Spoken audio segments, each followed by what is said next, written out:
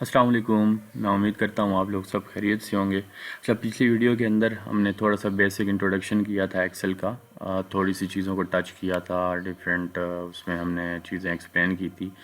अच्छा, अब हम टैब वाइज चलेंगे। तो इस लेसन के अंदर हम होम के मेन्यू से या ये फ़ाइल के मेन्यू से स्टार्ट कर लेंगे कि इसके अंदर क्या क्या चीज़ें हो सकती हैं, और फिर उसके बाद कुछ ये जो रिबन्स हैं इसको थोड़ा सा एक्सप्लेन कर दूंगा मैं, और फिर इसी तरह इस सेशन को स्टार्ट करके हम पूरे के पूरे रिबन्स को इंशाल्लाह जो है क्लियर कर लेंगे कि किस किस रिबन के अंदर क्या क्या फंक्शनैलिटी है। अच्छा, तो फर्स्ट ऑफ़ ऑल हम फ़ाइल से स्टार्ट करते हैं। तो इसमें न्यू फ़ाइल, न्यू से, और अगर कोई एग्जिस्टिंग फ़ाइल है हमारे पास तो ओपन क्लिक करके उसको किया जा सकता है। इन्फो जो है बेसिकली डिफरेंट इंफॉर्मेशन जो है इसकी, उसके ऊपर क्लिक करने से यहाँ पे आ गया। अगर हमने इसको सेव करना है तो सेव से हम इसको सेव कर सकते हैं, यानी पहली दफ़ा। और अगर सेव एज़ आप इसकी कोई डिफरेंट कापी बनाना चाह रहे हो, आप चाहते हो कि भाई पहले से मेरे पास एक मौजूद रहे पहले वाला बैकअप, और फिर एक और सेव एज़ करके आप बनाना चाहते हो। इसी तरह प्रिंट है, कंट्रोल पी से भी इसको किया जा सकता है। अच्छा, उसके अलावा सेव की जो हमारे पास शॉर्टकट की है वो F12 है। और उसके अलावा आप कंट्रोल एस से भी इसको सेव कर सकते हो। प्रिंट, कंट्रोल पी से हमने प्रिंट किया। और इसी तरह शेयर, और ये डिफरेंट ऑप्शन जो है एक्सेल हमें देता है कि इसको हम लोगों के साथ शेयर कर सकते हैं। उसके अलावा इसको एक्सपोर्ट किया जा सकता है पीडीएफ के अंदर, एक्सपीएस डॉक्यूमेंट के अंदर, और पब्लिश भी कर सकते हैं इसको जो हमने वर्क किया हुआ। यहाँ से क्लोज़ हो गया, ये अकाउंट की इन्फॉर्मेशन है। और फर्दर मोर के अंदर डिफरेंट किस्म के फीडबैक और ऑप्शन की हमारे पास डिफरेंट ऑप्शन आ रहे हैं। अच्छा, तो हम स्टार्ट करते हैं होम के मेन्यू से। यहाँ पे मैंने टेक्स्ट लिखा है ऐसे ही। तो अब यहाँ से ही हम स्टार्ट करते हैं इसके अंदर के क्या क्या इसको हम कर सकते हैं। फर्स्ट ऑफ ऑल यहाँ से इसकी फ़ॉन्ट्स चेंज हो सकती हैं, जो भी फ़ॉन्ट हमें अच्छी लग रही है हम सेलेक्ट कर सकते हैं। उसके अलावा यहाँ से इसका जो टेक्स्ट का साइज़ है वो बढ़ाया जा सकता है। तो यहाँ से इसका हमने साइज़ बढ़ा दिया। अच्छा, उसके अलावा यहाँ पे अगर आप देखें तो ये ए सेल के अंदर था और ये तकरीबन डी तक चला गया। तो अब इसको हम कैसे फ़िक्स करेंगे? यहाँ पे रहकर डबल क्लिक करें और ये ऑटोमेटिकली उसको उसके साथ एडजस्ट कर लेगा जितना सेल का टेक्स्ट का साइज़ बन रहा है। उसके अलावा ये जो ऑप्शन है हमारे पास, इसके ज़रिए से भी हम फ़ॉन्ट को इंक्रीज़ या डिक्रीज़ कर सकते हैं। जैसे मैं यहाँ पे क्लिक कर रहा, ये वापस उस तरफ जा रहा है। अच्छा, उसके अलावा ये हमारे पास बोल्ड के लिए है, वो पहले से ही बोल्ड था इसलिए बोल्ड ही नज़र आ रहा हमारे पास। तो बोल्ड यहाँ से हम कर सकते हैं। उसके अलावा इटैलिक है, उसके अलावा हम इसके अंदर अंडरलाइन कर सकते हैं, वन लाइन है और डबल लाइनर है। ठीक है। उसके अलावा ये जो ऑप्शन है हमारे पास, ये बॉर्डर्स के लिए है कि बॉर्डर के ऊपर हमने कोई लाइंस वगैरह लगानी है। तो यहाँ से अगर हम कोई सिलेक्ट कर लें तो ये आप देखें कि इसके साथ बॉर्डर जो है लाइन सिलेक्ट हो गई। इसके कलर भी सिलेक्ट किए जा सकते हैं और डिफरेंट चीज़ें की जा सकती। तो यहाँ से जो है बैकग्राउंड कलर जो है वो चेंज किया जा सकता। उसके अलावा यहाँ से टेक्स्ट का कलर जो है वो हम चेंज कर सकते हैं, जो भी हमने टेक्स्ट का कलर रखना है। अच्छा, तो यहाँ पे फॉर एग्ज़ाम्पल मैं एक और नंबर लिख रहा ऐसे ही। तो अब हम चाहते हैं कि जो चीज़ें हमने यहाँ पे इम्प्लीमेंट की थी वो बी के जो हमने नंबर लिखा है इसके ऊपर भी आ जाएं। तो यहाँ पे क्लिक करें और यहाँ पे जो पेंट जो है हमारे पास फॉर्मेट पेंटर, इसके ऊपर क्लिक करें और क्लिक करने के बाद यहाँ पे क्लिक कर दें। तो आपने देखा वो सारी की सारी चेंजेस जो हमने उसके ऊपर की थी वो सारी इम्प्लीमेंट हो गई इसके ऊपर भी। अच्छा, तो हम मूव करते हैं अब इस सेक्शन की तरफ। तो यहाँ पे आप देखें कि हमारे पास टेक्स्ट इस सूरत में लिखा हुआ। अगर हम चाहते हैं कि ये टॉप अलाइन की तरफ चला जाए तो क्लिक किया, ऊपर चला गया। अगर मिडल में रखना चाहते हैं तो यहाँ से हो सकता है, और इस तरह बॉटम में जाएगा। तो हम इसको मिडल में रख लेते हैं। उसके बाद ये जो है अलाइन करता है इसको लेफ़्ट में, और ये इससे अलाइन होगा सेंटर के अंदर, और ये राइट के अंदर अलाइन होगा। तो मैं सेंटर में इसको कर देता हूँ। ये सारा कुछ इसके ऊपर हो गया। यहाँ से इसको पेंट ब्रश पे क्लिक किया और उसके बाद यहाँ पे भी क्लिक कर दिया। तो वो सारी चेंजेस जो हमने उसके साथ की थी इसके साथ भी हो गई है। अच्छा, तो उसके अलावा इसमें हम टेक्स्ट की डायरेक्शन जो है वो चेंज कर सकते हैं। जैसे मैंने क्लिक किया तो ऑटोमेटिकली टेक्स्ट इस तरफ चला गया। अच्छा, कंट्रोल जी जो है वो अनडू के लिए है, कंट्रोल जी किया वापस ले आए। इसी तरह आप डिफरेंट क्लॉक वाइज को चेंज कर सकते हो, वर्टिकल टेक्स्ट कर सकते हो, जैसे ये हमारे पास वर्टिकल की शक्ल में हो गया। तो कंट्रोल जी करके वापस, और कंट्रोल वाई से ना रिपीट कर सकते हो आप इसको, कंट्रोल जी अंडू और कंट्रोल वाई से जो है रिपीट हो जाता है। अच्छा, उसके बाद हम नीचे जो है हमारे पास ये इंडेंट को डिक्रीज़ करने के लिए और ये इंडेंट को इंक्रीज़ करने के लिए है। और होता क्या है इसमें कि ये बेसिकली आपकी जो जो भी आपका वैल्यू लिखी हुई है उसको सेल के क्लोज़र लेके जाएगा बॉर्डर के, और या जो हम डिक्रीज़ करेंगे तो वो उसको उससे दूर लेके जा रहा होगा, मूव करेगा उसको। फॉर एग्ज़ाम्पल यहाँ पे मैंने कुछ भी लिख दिया, तो इसको अगर मैं करना चाहता हूँ कि ये डिग्री उसकी तरफ जाए, तो ये यहाँ पे जैसे मैंने क्लिक किया इसके ऊपर, move your content closer to the cell border जो है ना, और इसके ज़रिए से हम इसको दूर कर सकते हैं और इसके ज़रिए से हम इसको करीब कर सकते हैं। उसके अलावा ये रैप टेक्स्ट का ऑप्शन है। अगर आपके पास लंबा टेक्स्ट है जो एक सेल में यानी कि बहुत लंबी लाइन लेके जा रहा है, तो आप चाहते हो कि भी इस तरह ना हो और वो जो है इसके नीचे आ जाए, ठीक है। ये जैसे हमने यहाँ पे क्लिक किया, हम इसको यहाँ पे क्लिक कर दिया, रैप टेक्स्ट कर दिया, और उसके बाद मैं इसको साथ लेके आता हूँ तो हमारे पास टेक्स्ट और नंबर नीचे की तरफ आ गया। तो इससे ये होता है कि आपकी जो सेल की जगह है वो कम से कम इसके अंदर यूज़ होगी। तो उसके बाद हमारे पास ये जो ऑप्शन है ये मर्ज का है। इसको मैं वापस ठीक कर लूँ ताकि अब हम मर्ज की तरफ जाते हैं कि मर्ज किस तरीके से किया जाता है।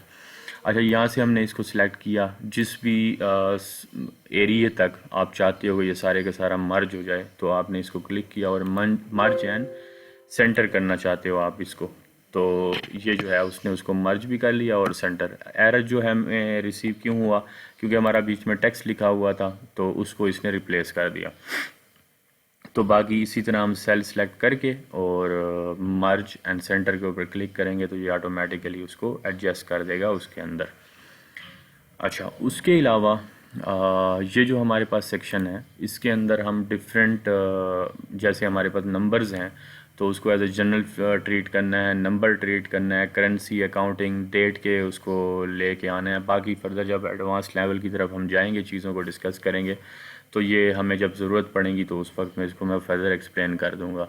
लेकिन सिंपल ये होता है कि आपने अगर डेट डाली, और बाज़ औक़ात ऐसे होता है डेट डालने के बाद वो नंबर की शक्ल में शो हो रही होती है, तो वो उस सेल को आप सेलेक्ट करोगे और उसके ऊपर आकर आप टाइम को जो है सिलेक्ट करोगे, तो वो ऑटोमेटिकली उसका जो टाइम है अगर है तो टाइम उसको शो करा देगा। इसी तरह डेट्स हैं तो वो इनके ऊपर क्लिक करने से हमारे पास वो डेट की फॉर्मेट में हमारे सामने डेटा शो होगा। और ये सेक्शन जो है इसके अंदर हम करेंसी जो है वो सिलेक्ट कर सकते हैं, जो भी हमारे पास अमाउंट लिखी हुई उसकी करेंसी क्या है। ये परसेंटेज के लिए साइन है कि अगर हमने आप उसको परसेंटेज साथ में लगाना है।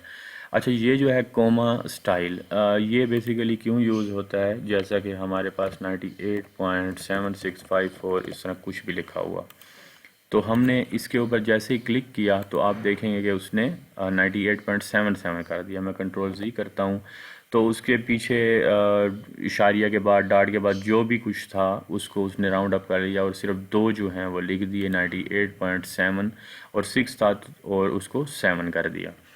और बिल्कुल सेम यही चीज़ हम इनके ज़रिए से भी कर सकते हैं। ये जैसे मैं यहाँ से डिक्रीज़ करता जा रहा, डिक्रीज़ करता जा रहा, यहाँ से इंक्रीज़ होता जा रहा, या फिर आप डायरेक्टली यहाँ पे क्लिक करने से इसको इजीली जो है कर सकते हो उसकी फॉर्मेट चेंज। उसके अलावा ये हमारे पास कंडीशनल फार्मेटिंग है। कंडीशनल फार्मेटिंग डिफरेंट रूल्स आप लगा सकते हो कि भाई इस किस्म की वैल्यू आए तो उसको किस किस्म का कलर हाईलाइट करना है, इस किस्म का टेक्स्ट अगर मेरी इसके अंदर शो हो, जैसे आप कोई शीट बना रहे हैं जिसके अंदर आप कह रहे हो कि cancel orders, pending orders, shift orders, shift orders भी जब लिखा हुआ है तो वो ग्रीन हो जाए, पेंडिंग के ऊपर रेड आए, और मेरे जो इन ट्रांजिट आर्डर्स हैं उसके ऊपर थोड़ा सा कोई ब्राउन कलर आए, तो ये आपके ऊपर डिपेंड करते हैं। आप डिफरेंट रूल्स जो है इसके अंदर बना सकते हो।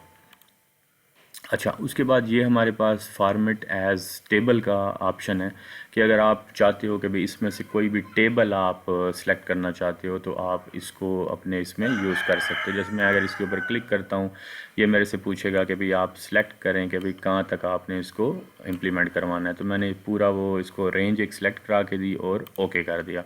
तो आप देखें वो खूबसूरत टेबल जो थी वो बिल्ट इन मेरे पास वहाँ से आ गई और विद इन 1 क्लिक जो है मैंने सिंपल सेलेक्ट किया और ये यहाँ पे आ गया ऑप्शन। उसके बाद सेल का स्टाइल जो है यहाँ से हम चेंज कर सकते हैं। आप कोई भी ये देखें, जैसे मैं नीचे इनके ऊपर क्लिक करता जा रहा है ऐसे ही तो नीचे जो है ना ये इसका प्रीव्यू चेंज होता जा रहा है। उसके बाद ये इंसर्ट का सेक्शन है, यहाँ से सेल भी इंसर्ट हो सकते हैं, शीट की रोज़ भी यहाँ से इंसर्ट कर सकते हैं, या फिर हमारे पास सिंपल ऑप्शन है कि आप कंट्रोल और प्लस के साथ जो है ना यहाँ पे लाइन ऐड कर सकते हो और कंट्रोल माइनस के साथ रिमूव कर सकते हो। ये रो ऐड हो गई। इसी तरह अगर आपने कॉलम ऐड करने हैं तो कंट्रोल और प्लस दबाने से आपके पास कॉलम ऐड होगा और कंट्रोल माइनस से ये रिमूव हो जाएगा। या फिर आप इसके साथ जा सकते हो, लेकिन शुरू में अगर आपको शॉर्टकट कीज़ याद नहीं है तो आप यहाँ से इस चीज़ को यूज़ कर सकते हो। और इसी तरह यहाँ से डिलीट सेल हो सकता है, डिलीट शीट कॉलम्स हो सकता है और शीट को ही आप डिलीट कर सकते हो यहाँ से। उसके बाद ये रो की फार्मेटिंग है जिसको हम मैनुअली भी कर सकते हैं। जैसे यहाँ से मैंने इसका साइज़ तब्दील कर लिया, कुछ भी कर दिया। लेकिन अगर आप इसको यहाँ से करना चाह रहे हो तो यहाँ से रो की हाइट आप कौन क्या रखना चाहते हो, ये सारी चीज़ें यहाँ से सिलेक्ट हो सकती हैं। ये फार्मूले का सेक्शन है। कुछ जो बिल्ट इन फार्मूले आपने सेलेक्ट की अपनी रेंज को और उसके ऊपर फार्मूला लगा दिया, सम का, एवरेज का, अकाउंट नंबर, मैक्स, मिन जो भी हैं, और उसके अलावा मोर फंक्शंस भी इसके अंदर मौजूद हैं जिसको आप यूज़ कर सकते हो। अच्छा, ये हमारे पास जो ऑप्शन है फिल का, ये बेसिकली किस तरीके से काम कर रहा कि अगर हम इसको कह रहे हैं कि अब हमारी राइट में ना वैल्यू पड़ी हुई 98.77, तो जैसे मैंने इसको फिल का कहा तो इसने ऑटोमेटिकली वो वाली जो वैल्यू थी उठा के, इसी तरह आपके अप में कोई वैल्यू पड़ी हुई आप उसको नीचे सेल में लेके आना चाहते हो तो इस तरीके से आप इसको यूज़ कर सकते हो फिल के आलम को। उसके बाद क्लियर जो है, क्लियर के अंदर डिफरेंट ऑप्शन है। जैसे मैं क्लियर पे किया तो ये क्लियर हो गया। ये चीज़ आम रूटीन में एक्सेल के अंदर यूज़ होती रहती है और हम करते हैं इसको। ये बेसिकली फ़िल्टर है जो यूज़ होता है, क्योंकि एक्सेल के काम ही ऐसा है कि आप उसमें देख रहे होते हो वैल्यू कौन सी बड़ी है या कौन सी वैल्यू छोटी है, कहाँ पे नुकसान हो रहा है, कहाँ पे ज़्यादा फ़ायदा हो रहा है, तो आप उसको सॉर्ट करते रहते हो A to Z, Z to A, जिस तरीके से भी। और उसके अलावा आप कस्टम सॉर्ट जो है वो भी बना सकते हो, उसके अंदर ऐड लेवल कर सकते हो और जिस तरीके से भी आप करना चाहते हो कि भाई सेल का कलर कौन सा हो और फिर जो है उसको टॉप पे लेके आओ, या उसके अलावा आप कहते हो कि फ़ॉन्ट कलर क्या हो तो उसको टॉप पे लेके आओ, यहाँ से सिलेक्ट किए जा सकते हैं। अच्छा, उसके अलावा ये फाइंड, रिप्लेस, गो टू और डिफरेंट यहाँ पे चीज़ें जो हैं एक्सेल के अंदर, तो इसकी शॉर्टकट कीज़ ये हैं कि अगर आपने कुछ भी फाइंड करना वर्ड के अंदर भी, एक्सेल में भी और आम रूटीन में भी विंडो के ऊपर, तो कंट्रोल F करके ना आप फाइंड कर सकते हो किसी भी चीज़ को। तो मैं जैसे टेक्स्ट को कर रहा क्लिक तो ऑटोमेटिकली मुझे उसके अंदर ले के जा रहा कि यहाँ पे टेक्स्ट लिखा हुआ है। अब अगर हम इसको रिप्लेस करना चाह रहे हैं, टेक्स्ट को हम रिप्लेस करना चाह रहे हैं विद, हम टेस्ट कर देते हैं इसको, ठीक है।